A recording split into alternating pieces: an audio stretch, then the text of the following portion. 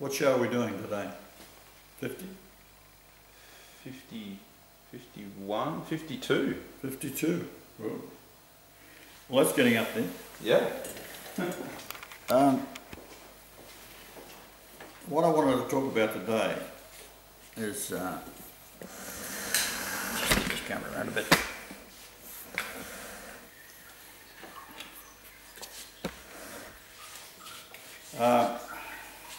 There's a fellow called Jay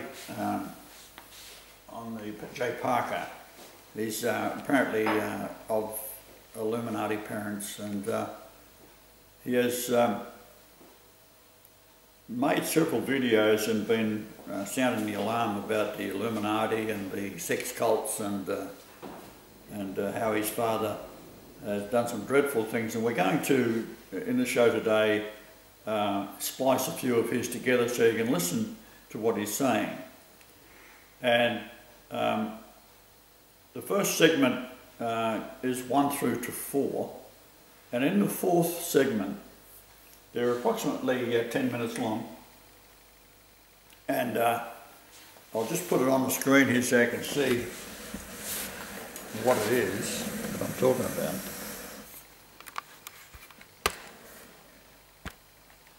So there he is there, that's Jay Parker. Now, he was abused and traumatised as a child. His mother was a psychopath, and so was his father.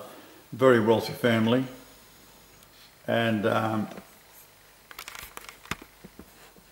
what he's saying was that these rumours that you hear about what's going on in the world of in America and how the psychopaths have taken over the world, it's true. And from a biblical standpoint, it is true, because in the days of Noah, they will be drinking and marrying, and knowledge will be increased. So we're at that stage now. I've had a conversation over the email with a fellow I've known for years, Hank Dubois.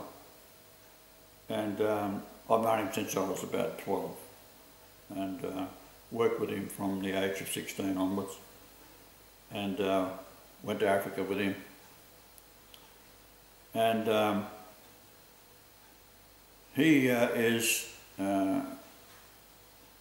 if he's not a Jew, he should be, because he has that Jewish mentality of it's all bullshit, it doesn't matter. Yet he's been around with myself. He has seen how I could, in gymnasiums, lift huge weights where people training for competition couldn't lift the same weights that I could lift without even thinking about it, right? And he asked me recently if I've still got the same strength, and I said yes, because my strength comes from asking angels. For example, if I had to lift a huge weight, which I've done in front of my stepfather when he came to Canada, I'll give an example of that and then tell you how it's done. I had this logging truck, and the gearbox needed to be replacing out in the bush.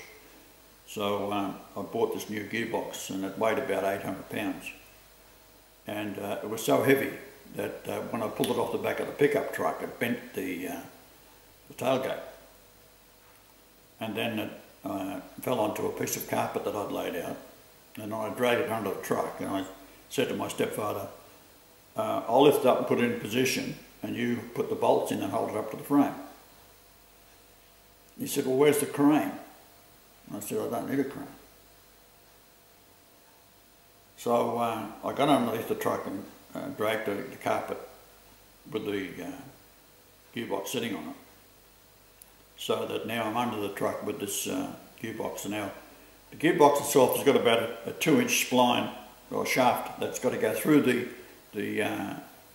bell housing on the clutch. So it has to go through that. So because it's only my stepfather there, I pulled it up onto my chest and then lifted it up like so, and then slid it on. And he put the bolts in. Never said nothing. Years later, back in Australia, he was at a Christmas party, and I heard him talking to some of the relatives, and he said, "I've never seen anything like it." He said he pulled this gearbox that weighed 800 pounds. He rolled it up onto his chest, then lifted it and slid it on while I put the bolts in. He said, "I've never seen anything like it. The power." Now, when I was in Africa, I used to work with a lot of Africans, and we'd put up, going up towards the Congo border, we were putting in 17 miles of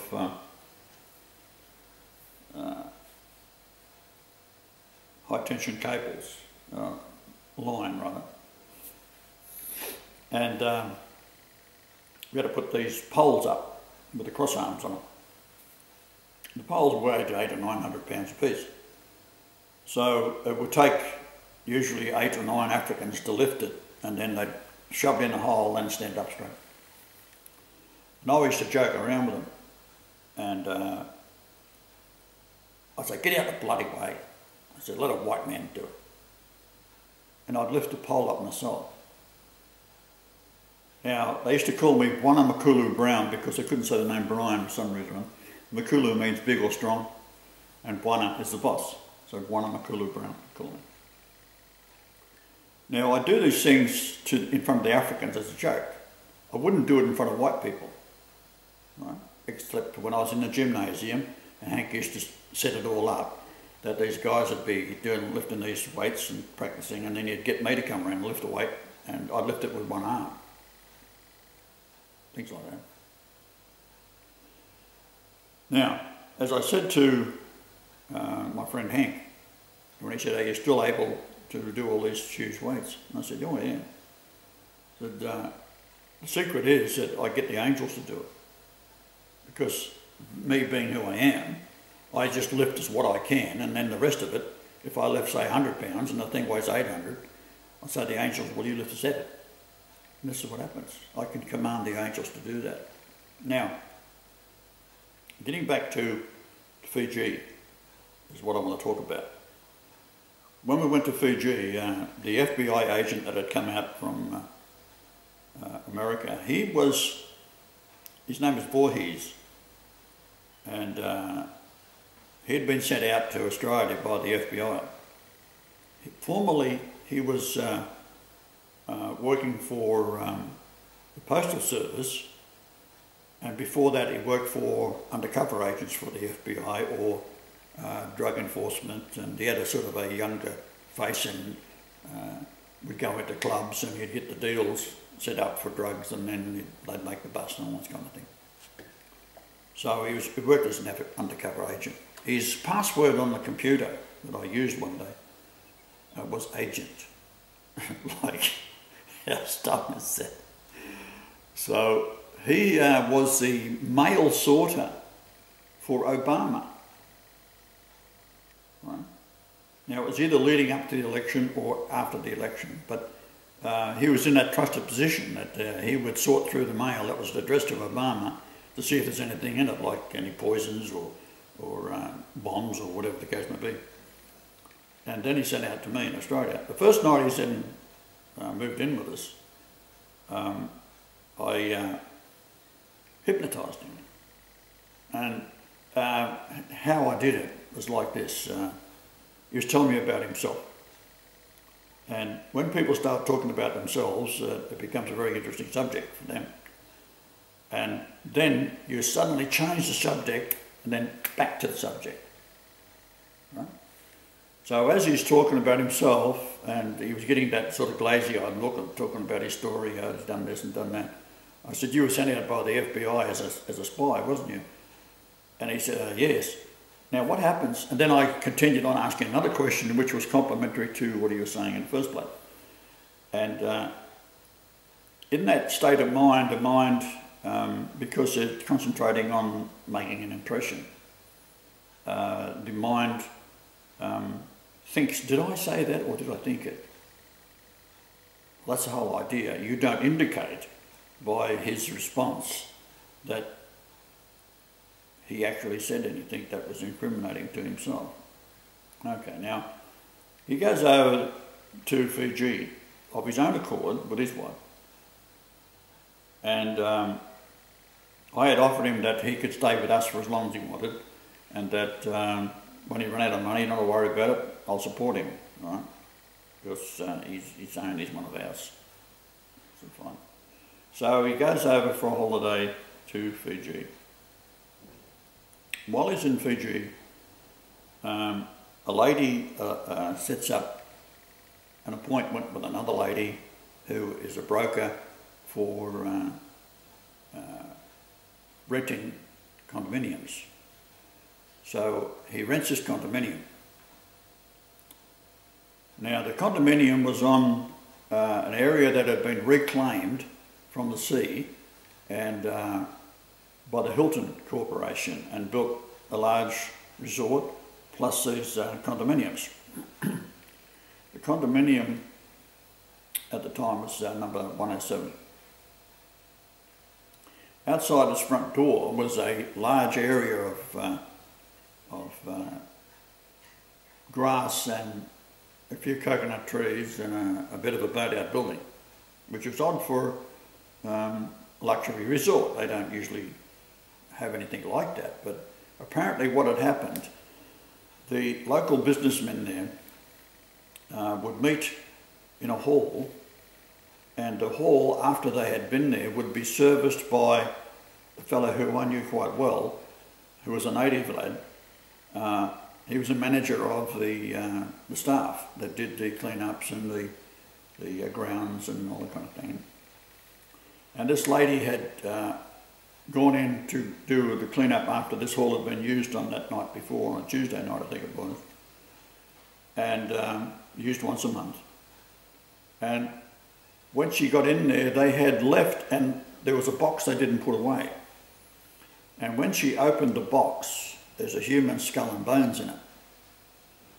Well, she freaked out, went and told this friend of mine who's the manager, and then he goes and has a look, and then he brings in the police. And the police and the army show up at the next meeting. And they were doing sacrifices. Now these people, the business people that were doing it, were Australian businessmen that were doing very, very well in Fiji. Like, it's a tourist attraction, of course, and they have these huge boats that go out on the reefs and scuba diving and you name it. Stores that sell various products, in particular for tourists. And the man who was in charge of the country at the time was Frank Bainimarama. And he had been raised in a Catholic school, although he was of another religion, but he's primarily raised in a Catholic school. And he had taken over in a military coup. The people that were arrested, those the Australians, were told that they had to leave the country within 24 hours. Of course, it never happened. It just looked good for the newspapers. The natives, on the other hand, took vengeance and burnt the place down, and that's what left all this rubble where we were. Now, the land had been reclaimed from the sea where it was built, but the location was directly opposite where we were staying in 107. When you measure to the equator, I think it was 1228 miles, and that is the word devil. So they had strategically placed this building that would indicate the word devil. All right. Now, the Voorhees is an age difference between the two. And the age difference in days is devil. So you could say this. They're dealing with a man that's walking around saying he's God in the flesh. Right? And prove it absolutely. They're not going to send out someone that is going to be looking like an agent. They're going to send someone out with a baby face, but an idiot, just the same. Not even smart enough to, when I used his computer for something I had to do, when the password to get into it was agent. Like hello. Now, we had contacted the local newspaper in Fiji. We're in Nandi on the other side of the island, 150 miles away. And we were asked to come down and do the interview because we had told him via this native fellow who was one of the editor-in-chief what our story was, what we could cure and what we were doing, and the cure for diabetes and this type of thing. Now, when you're dealing with natives, you're dealing with a strong potential for being stabbed in the back, because the natives have a very strong bond of family and witchcraft and all sorts of strange things. So basically, we were invited down to do a story, and the newspaper had been was previously owned by Rupert Murdoch and had been sold to a man called Patel, who was the richest man. And this is what happens often around the world. The same family owns a great deal of things, especially when I was in Africa. I found that same family name owned the biggest stores and so forth. That was in Zambia. And he owned a newspaper. When we get down there, the guy doesn't keep his appointment. This is on a Saturday. So what had happened was, someone had, now this is an American expression, it tells you who done it, dropped a dime. Right? In other words, whoever rang this man said that we were fraudsters, and then I was on this and I was on that and blah, blah, blah, and on the internet, that I was full of shit, in other words. I was just a con man. And he never kept the appointment. So who dropped the dime was the only people who knew that was going down there was the Voorhees family, who was the agent who worked for Obama and the FBI. All right, now, through him, however, a young lady who was a Christian lady working for the Hilton Hotel, a short walk from where we were in the hotel grounds itself, was this little coffee house restaurant type thing, and she worked in there. Well, she had been told about us because we were coming from Australia, and she believed. All right, now,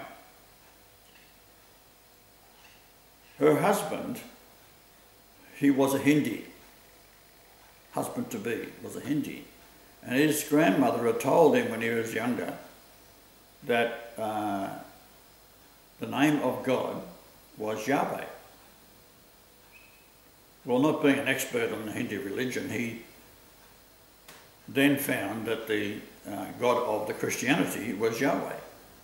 But in the Hindi they call it Yahweh, Jehovah.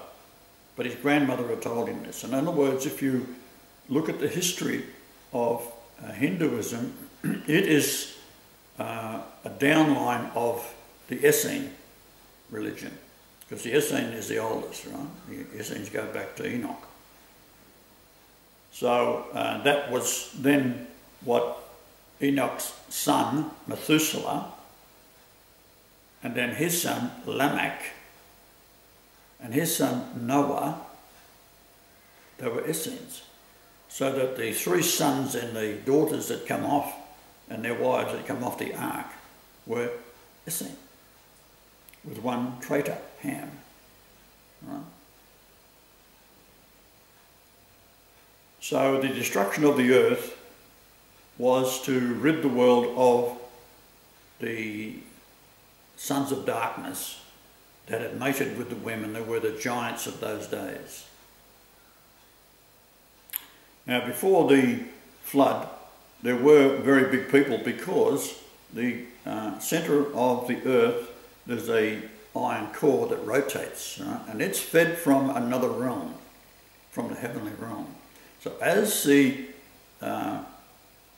time was approaching that the men who had mated, the angels, the fallen angels, they are man-like. If you met one, and many of you may have met angels and you don't even know, because they are just like human beings.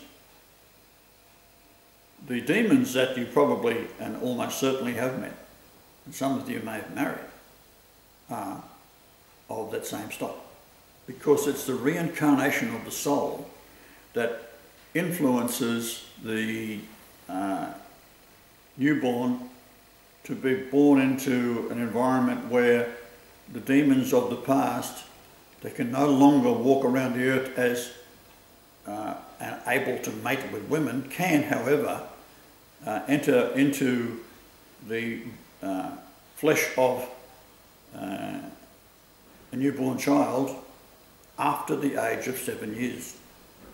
That's why it says, give me a child to the age of 7 and he's mine.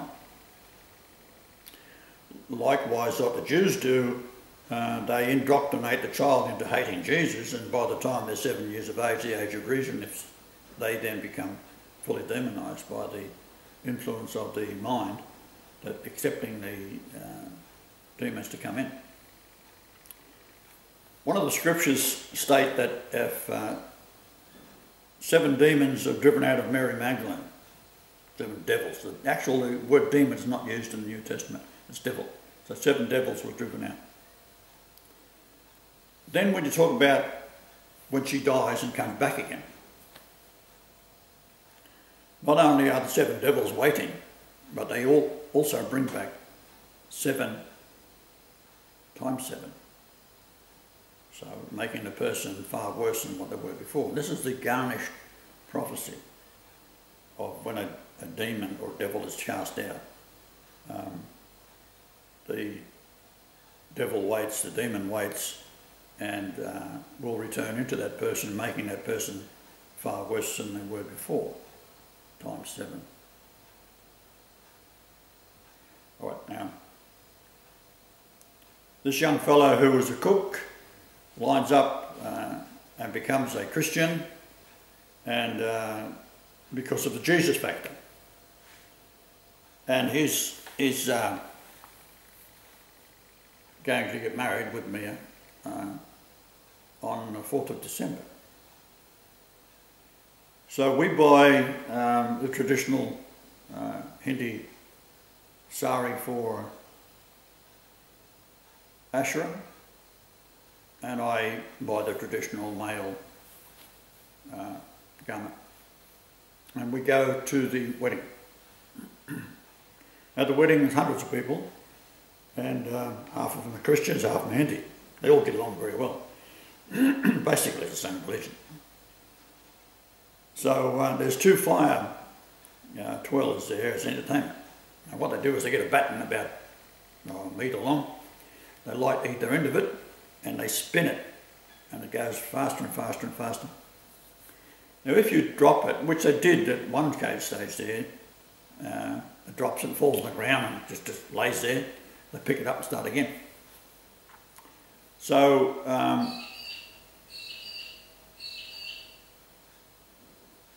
the wedding party is sitting over a good 50 feet away, let's say 15 metres away from the entertainment.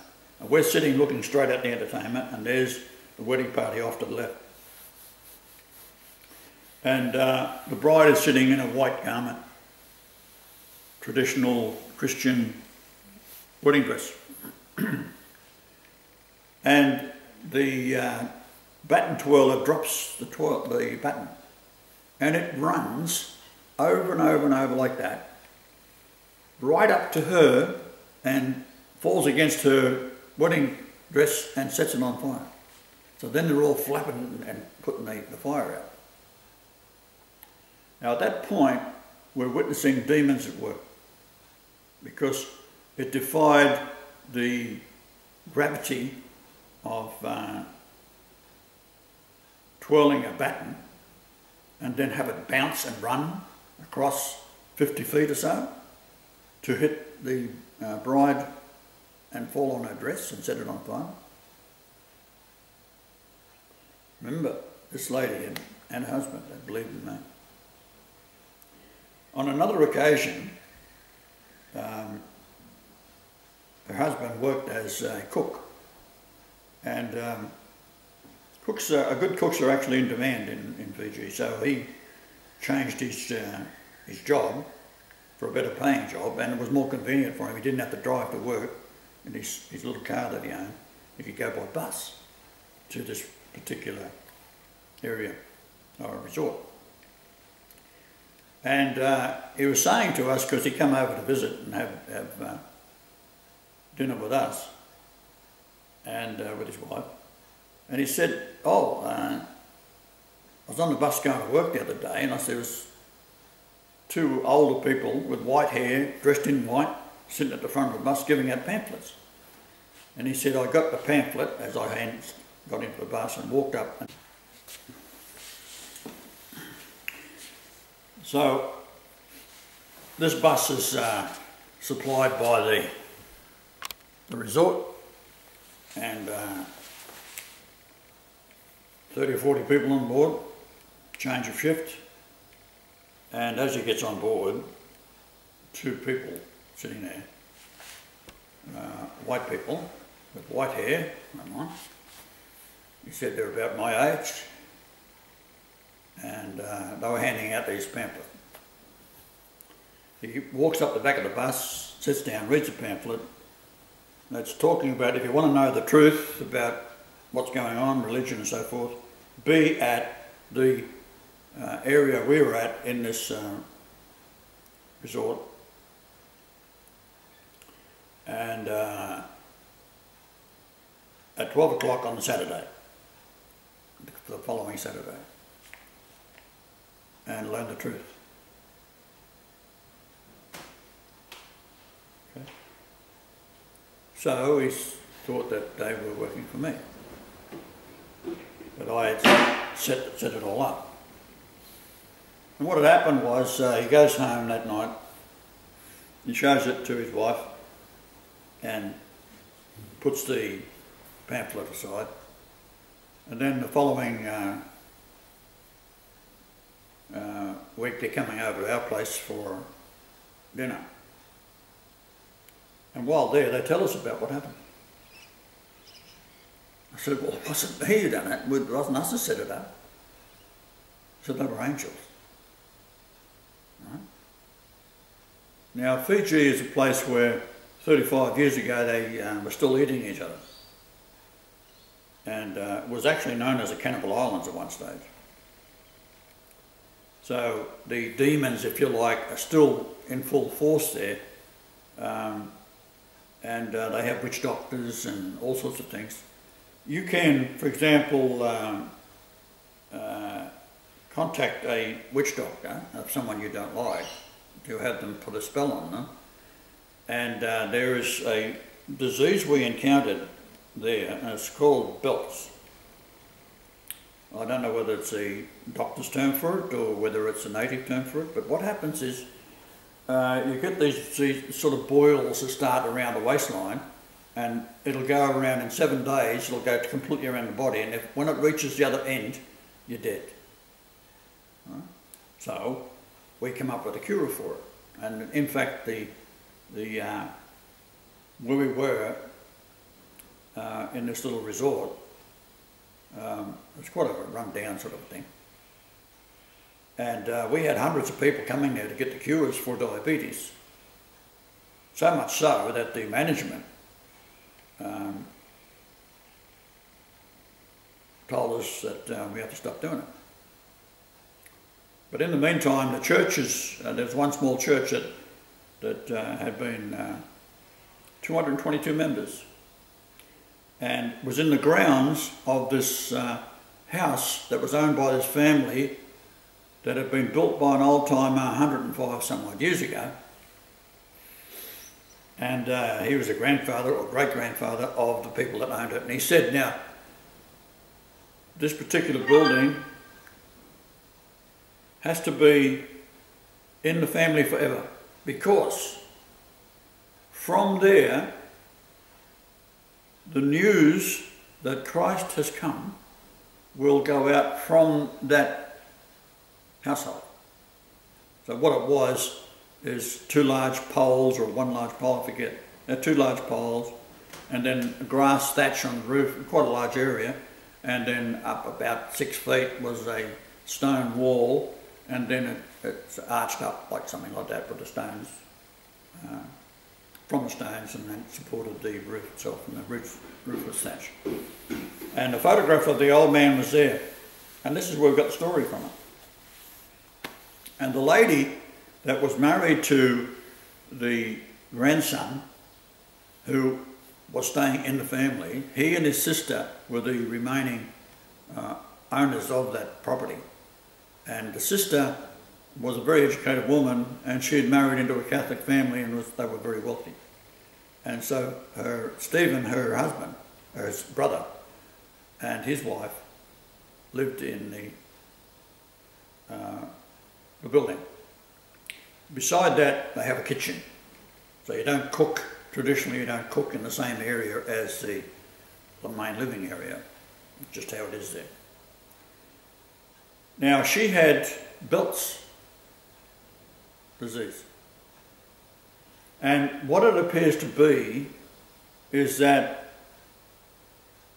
because of the demonic forces, that someone had either employed one of these witches, or on their own fruition, they go to a person's home and they wait until there's clothing on the line, and then they might take a dress, for example, and they put this poison on the waistband of the dress.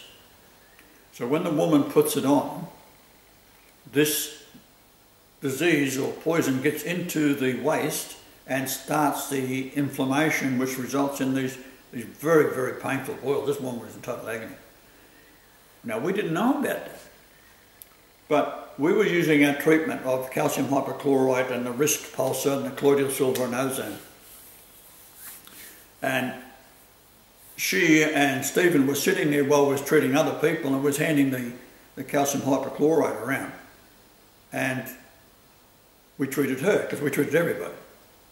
And within a very short period of time, the agony that she was feeling and a discomfort, because I noticed her moving about and squirming about. And I would have got around to her asking what the problem was, but I didn't. And as it turns out, she started to settle down because the pain was going away. So there's these open boils, you can imagine, around the waistline. And of course, we later took photographs of it and looked at it and so forth. And we were able to cure her. And that is one of the reasons why we then found that the prophecy of the old man who owned or built the property, the building in the first place, had said that Christ would come from there and be made known all across the island and the South Pacific. Well, to this day, of course, we have our two outlets of people who have been taught how to do it and where to buy the calcium hypochlorite. You get it from the local pill store. It's only £25 Fiji dollars to buy it. It's quite cheap in the sense if there's enough to treat 1,000 people or more. So this is the story where it got to that point. Now, with the Hindi tradition, they predicted 4,500 years ago by the Vedas. Now, the Vedas means angels, so the Vedas were given to the people by the angels, which were the same as the Essenes, the healers. The Essenes are healers. And what that primarily meant was that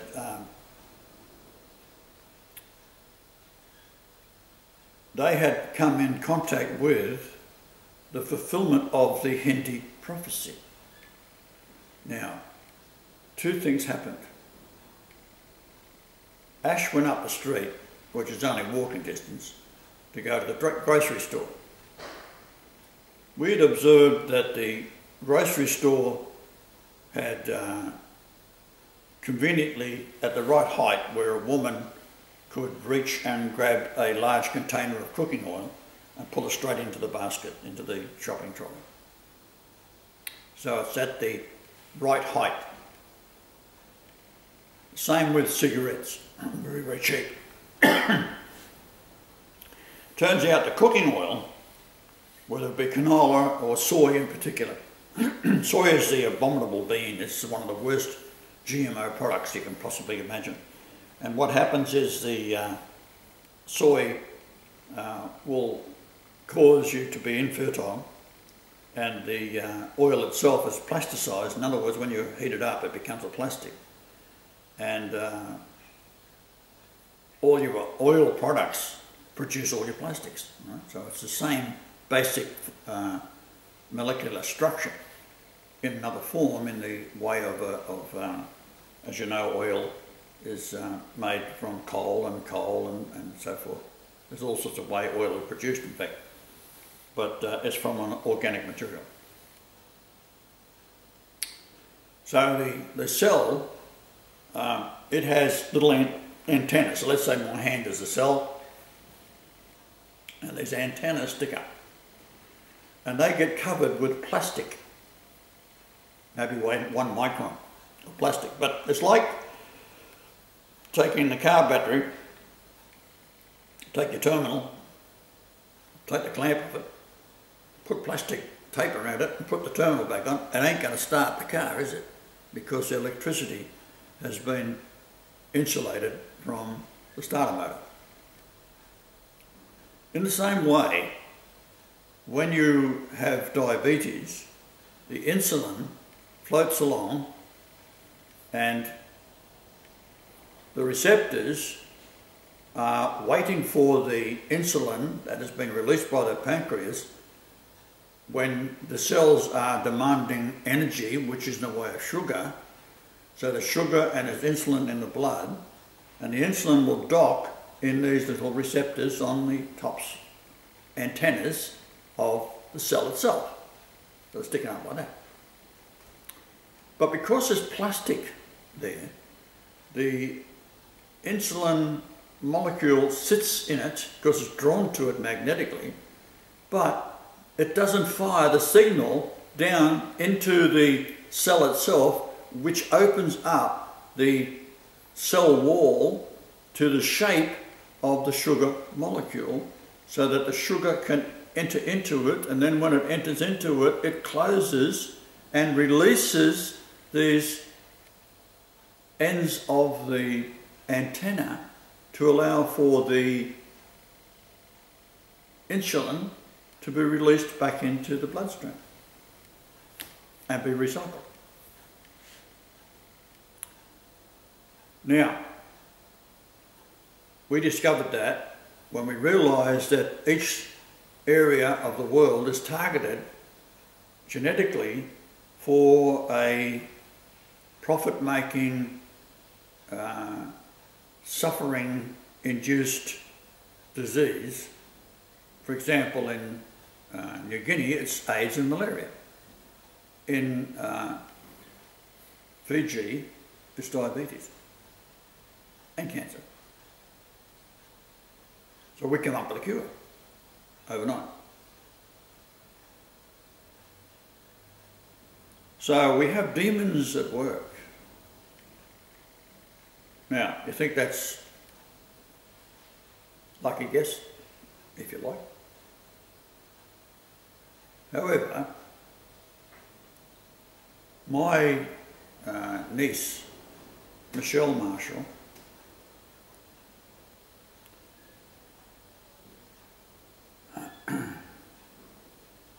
there's two stories with her, and then I'll get back to Fiji again.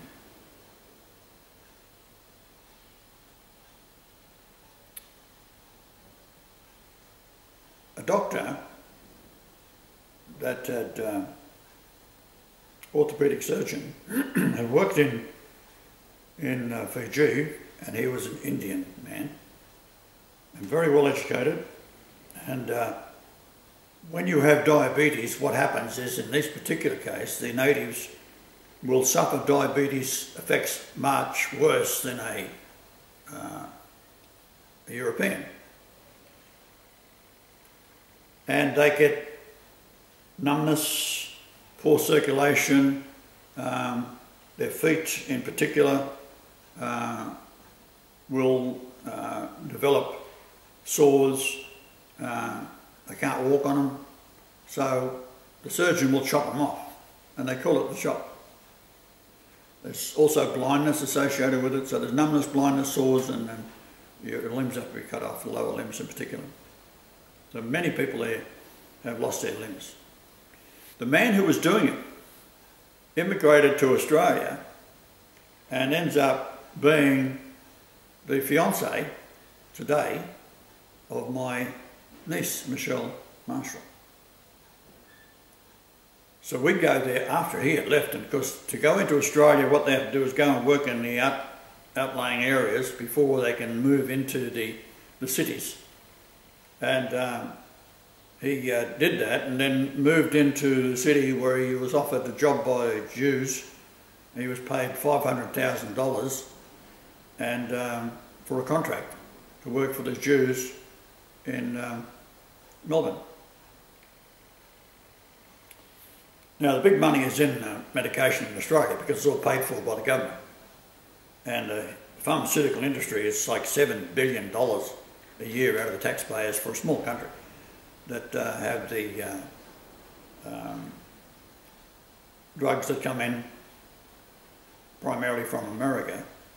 And of course you've got your drug industry, you've got your sickness industry, you've got your straw man industry. So they want you to get sick slowly, pharmaceuticals, and then finally you die and the straw man kicks in. So the birth certificate that has been sold when you were a newborn baby, you never get the original birth certificate, you get a copy of it, and that's been sold and you have been declared a straw man. If you want the book on it, go to lulu.com, there's a free download there, or you can buy the book and they'll deliver it to you for $24, $25 or something like that. It's called The Straw Man Burneth, and you just look for lulu.com, Brian Leonard Golightly Marshall, The Straw Man Burneth, and put a lulu.com, and if you like, it'll find it. And there's several books there that I put up there as a sort of a means for distracting away from what I was actually doing, because in the book you'll also get a great deal of information on why I'm Christ, pyramid and etc. and genetics. But the straw man burneth, because a lot of people in America are greedy and after the money, will buy all books they can on the straw man, and in the meantime, once they get the hold of the book, it's got my information in it as well. So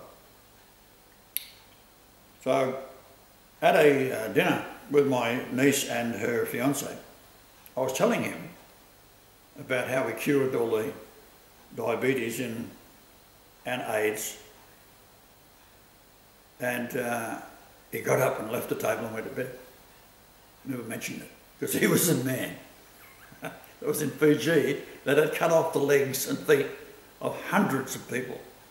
And here it is, he calls me, like he says to me, I'm his uncle, right? That's what he refers to me, I'm his uncle. Uncle Brian, he calls me. Because that's the family, he's joined the family. But he didn't realise until we was talking at the dinner that what I could do. He also knew I was Christ, but he didn't want to sort of talk about that, because that's sort of on the sort of the black sheep of the family, on the bit odd. You know. Only Lily, and I should go on to the story about Lily, who was the eldest daughter of Michelle. She had married and then later divorced, and then is now with Raj, her fiance. There's a little pet doggy out there yapping away. I love little doggies.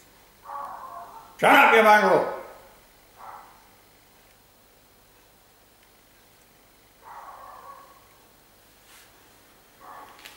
Anyhow, sometimes it works. I have a little zapper here I'll show you. This is the dog's yapping, right? Now I'll go out and I'll press the button.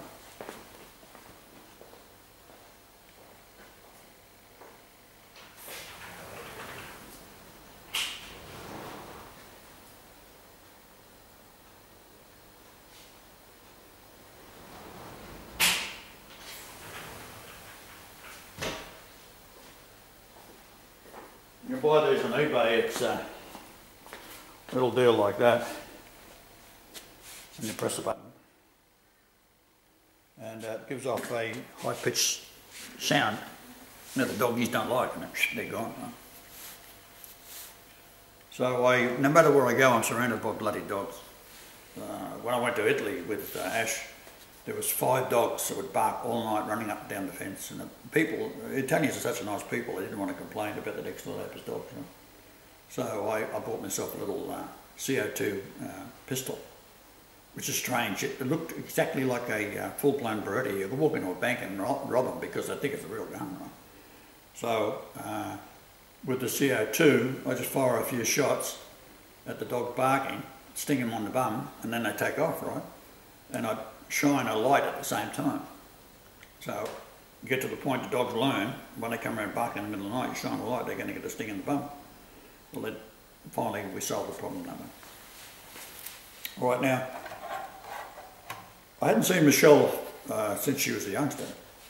And when I come back to Australia in late 1996, she had just returned from England. And what had happened was the Catholic Church, they put on a cheap meal, $1 a meal, so it gets all the old age pensioners to go into the clubs. And the church owns the club. And you go and have $1 meal, and then the oldies with their pensions, they then go and play the slot machines and lose all the pension. Right? This is what they do. This is how evil the church is.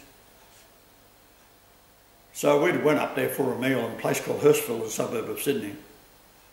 And she started to tell me about what had happened.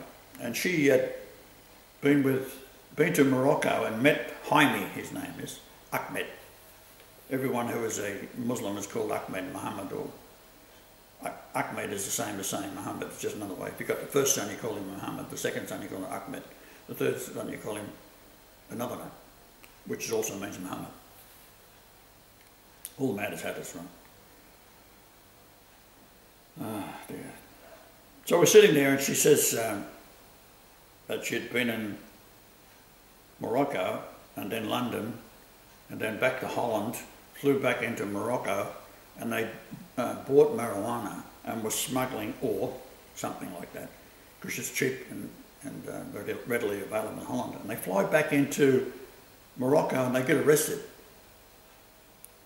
Now, I've always told the family, don't get yourself in trouble. Because if you do, they all know, these demons and these Illuminati and world governments already know who I am. They've known for a long time. Ever since I was born, it's in the stars. And they're going to watch you. So what happens? They smuggle dope into the place where it's manufactured, right?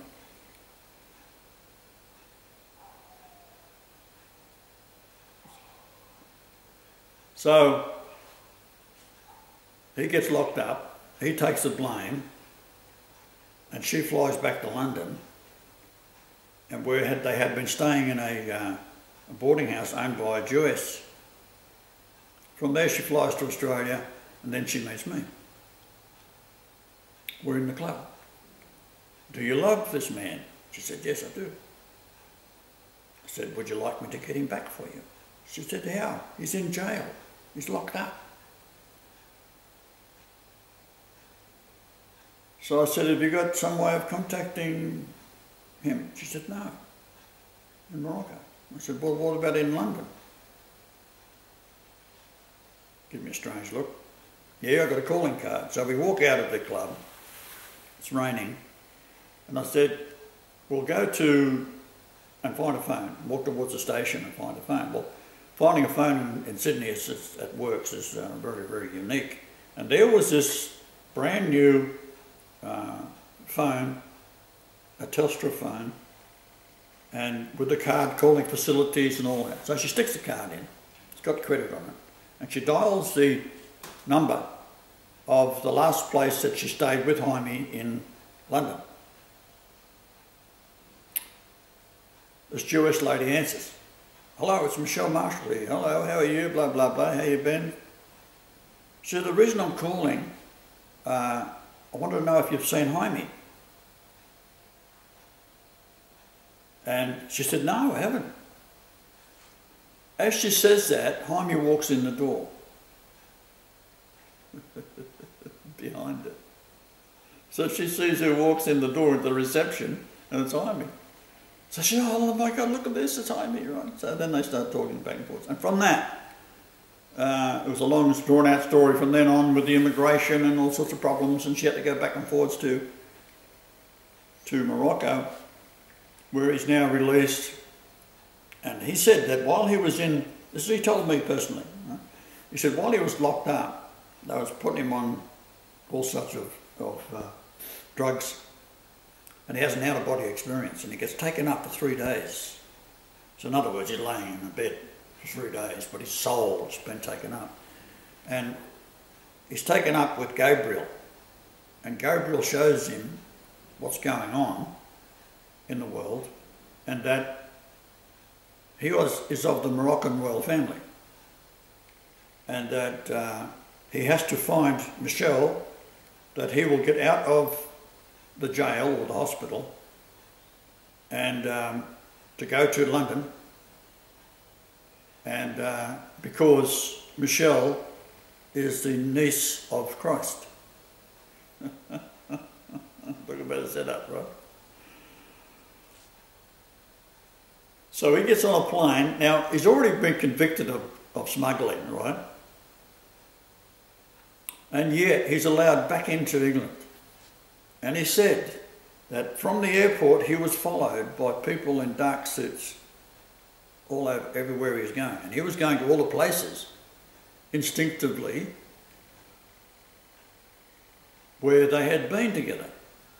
And the last one was this boarding house, which was owned by the Jewish lady, and he walks in the door just as Michelle's on the phone talking to the Jewish lady. Out of that comes Lily, because Michelle then is able to fly back to Morocco, right? And then she gets pregnant, comes back to Australia. He still cannot come into the country, although they got married in a Muslim country. They had to get special permission to do so. And each time she's had the first baby, then she wants to take the baby back to show the parents of Jaime and Jaime himself the baby, so she flies back again. And lo and behold, she comes back pregnant again. Right? So now we've got 2 babies, right? So then she wants to show the second baby to the parents and Jaime.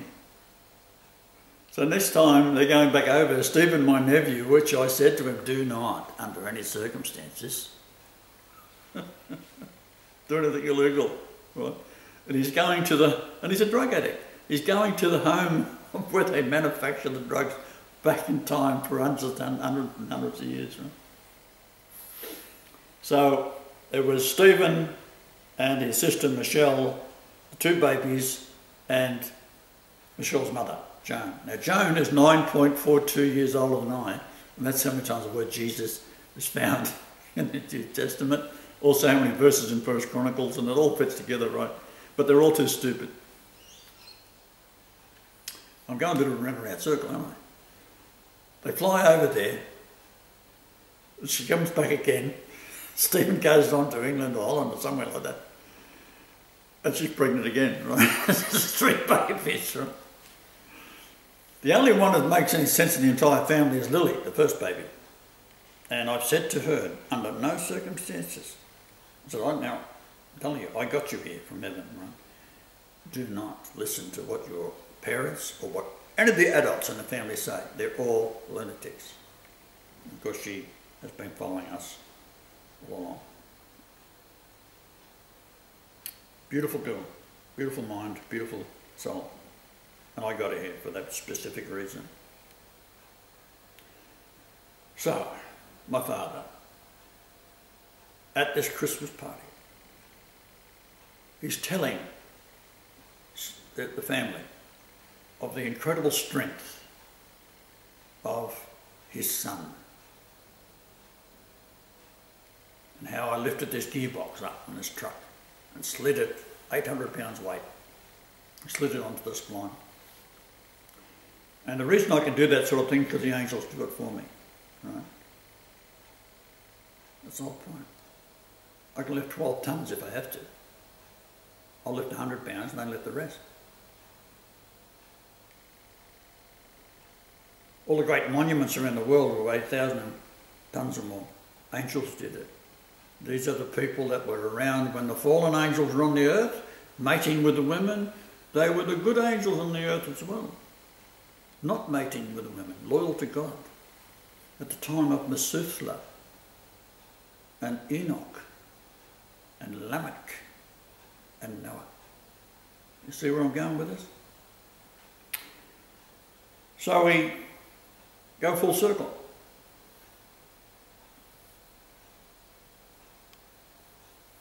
My brother, half-brother, Ronald, his favourite topic was his exploits in the brothels of Malaysia. Very intelligent man, brilliant mind, totally obsessed with molesting children. So we're sitting at the table, and after my stepfather had relayed the story to the other relatives, and my brother had a great habit of trying to belittle me at every chance he got, because I've been telling the family about miracles that have been happening in my lifetime as a baby onwards. And I can go into that at another time. But however, he's starting on his usual rant of trying to make fun of things that I was talking about. And here it was, his father is just talking about these fantastic features of strength. And my brother, a very, very big man, he weighed about 280 pounds, 6 foot 4 inches tall, very strong himself, but nothing compared to me, right? So he's sitting there and he's trying to belittle me again. And I said, well, Ronald, you're the only man that goes to Malaysia for 3 years and comes back without a suntan.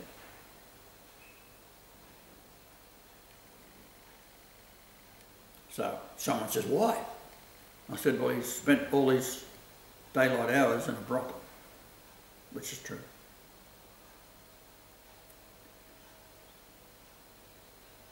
Kerry, my eldest niece, was born on my birthday when I was 14 years old. It's her house. On the wall, she's got a chalkboard up high because she's a tall woman, and she's got all the list of the goodies that was going to have for the Christmas dinner that she's going to buy at the local store. So it's all full of this line after line of chalk on a blackboard. And she looked at the board, she said, who done that?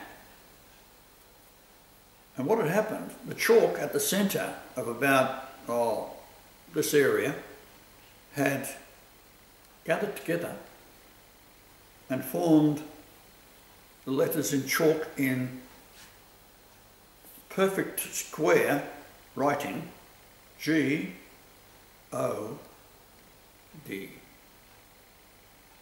It was as if it was done by a stencil of some sort. It was perfect. So then there's a big discussion, what's going on? Now, I've been telling the family I'm God all along, right? So they don't believe it, of course, because they're all demonized. different type of demon that you get in Fiji and New Guinea. So, all the family, without saying a word, got up and left. Not a word, just streamed out. Witness to that, of course, would be Michelle and my niece and her older sister.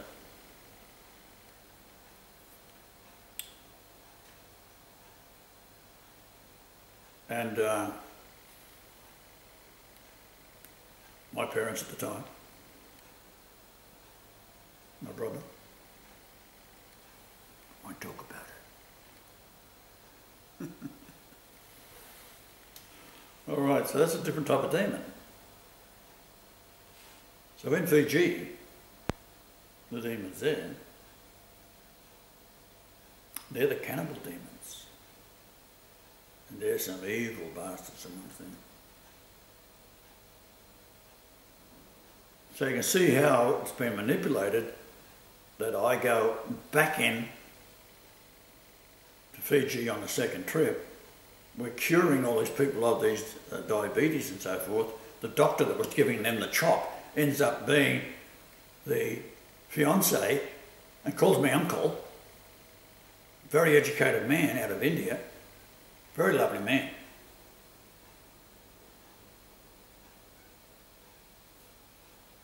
And I'm the one that goes there and cures it. And yet, he is himself of the Hindi faith. Now, the Hindi guard on the resort that we were staying at, Raj, he's told by an angel to come down and visit us. And when he gets down there, he sees the lines across my forehead and the lines here and the various facial features.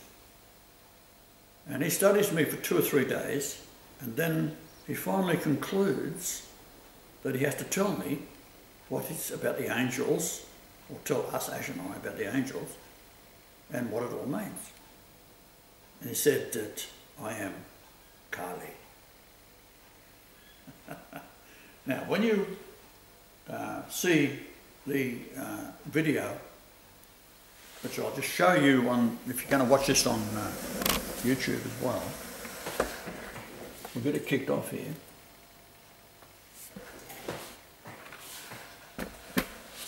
And this fellow